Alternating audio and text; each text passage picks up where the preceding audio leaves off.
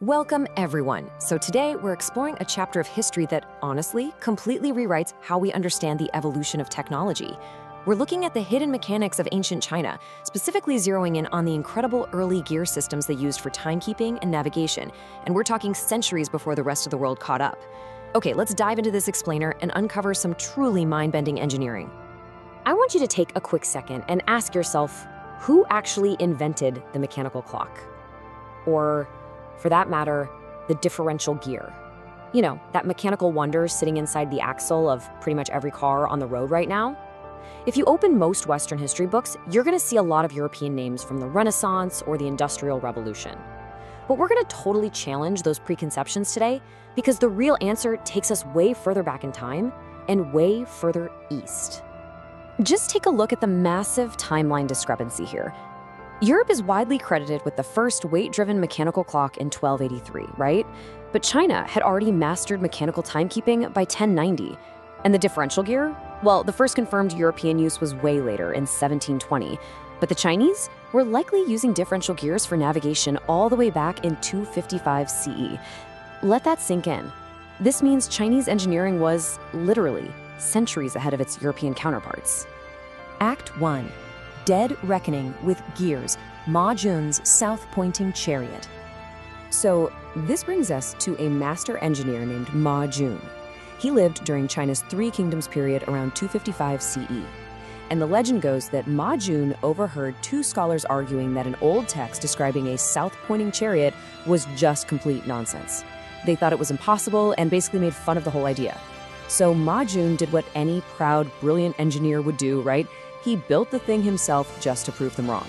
It's basically the ultimate spite-driven invention, and what he built was nothing short of a mechanical miracle. Picture this, a wooden chariot with a little figurine of a man standing on top, his arms stretched out.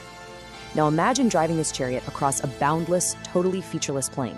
No matter how wildly that chariot turned, left, right, or even spinning around in circles, that little wooden man constantly pointed dead south.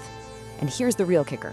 There were absolutely no magnets involved, no compass, just pure, brilliant gear mechanics. So the crucial point is how exactly Ma Jun achieved this. Now, while we don't have his original blueprints lying around, historians and engineers widely agree that this mechanism represents the earliest known application of a differential gear. And a differential is simply a gear system that connects two wheels and responds mathematically to the difference in their rotational speed. Let's break down the physical cause and effect happening inside that chariot. It's like a giant puzzle. Step 1. When the chariot turns left, the right wheel actually has to travel a longer distance, which means it spins faster than the left wheel. Step 2. An intricate gear train connecting the two wheel axles picks up this exact difference in rotational speed. Step 3. The gears immediately translate that difference up to a horizontal turntable, rotating the little figurine in the exact opposite direction to perfectly offset the chariot's turn. It is quite simply mechanical dead reckoning. This wasn't magic, you guys. It was math and gears perfectly synchronized. And to really emphasize the sheer scale of this technological gap, think about this.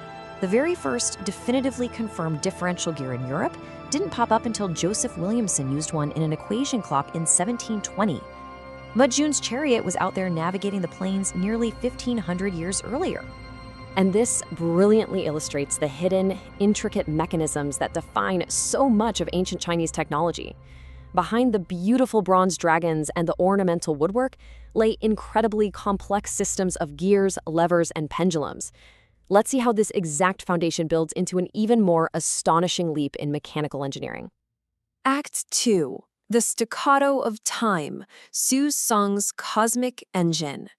Okay, let's fast forward to the Northern Song dynasty. Here, an official and astronomer named Su Song was tasked by the emperor to build the ultimate astronomical clock.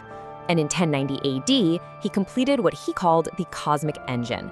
Now, this wasn't just some little clock you'd put on your mantle. This was a breathtaking hydromechanical clock tower that stood 40 feet high and spanned 5 whole stories.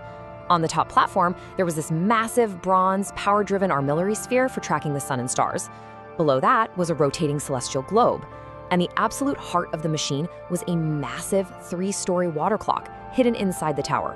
And on the outside, wooden mannequins that literally marched out to sound bells and gongs at specific times of the day, all controlled by the clock's internal gear machinery. It's just wild.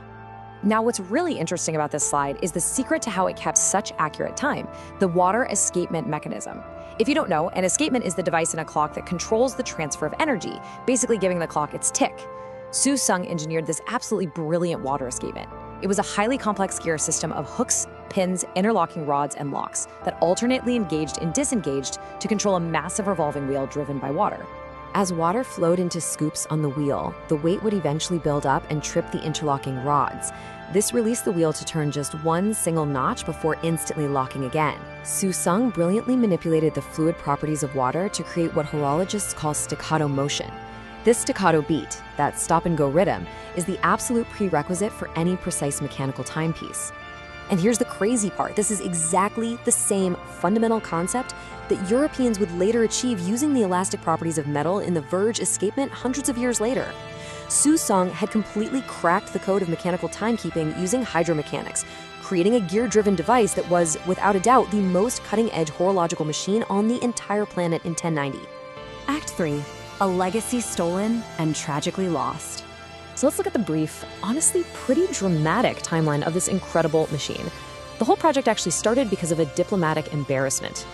Back in 1077, Su Sung was sent to wish a neighboring ruler a happy birthday, only to find out the Chinese calendar was off and he'd showed up a whole day early.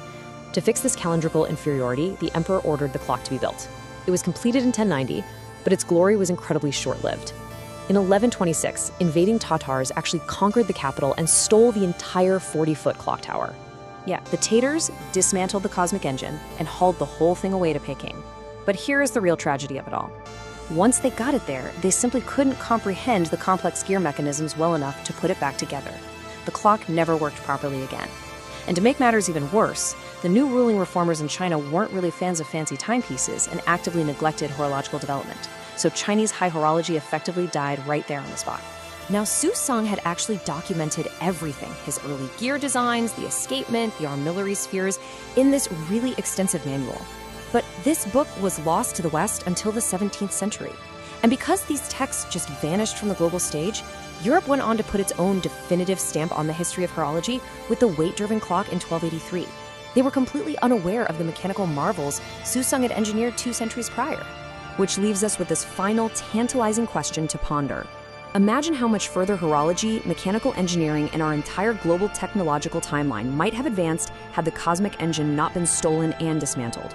The hidden mechanics of ancient China are a powerful reminder that innovation isn't just about who discovers something first, but whose knowledge manages to survive the brutal sweep of history. Thank you so much for joining me on this explainer, and keep questioning the history you think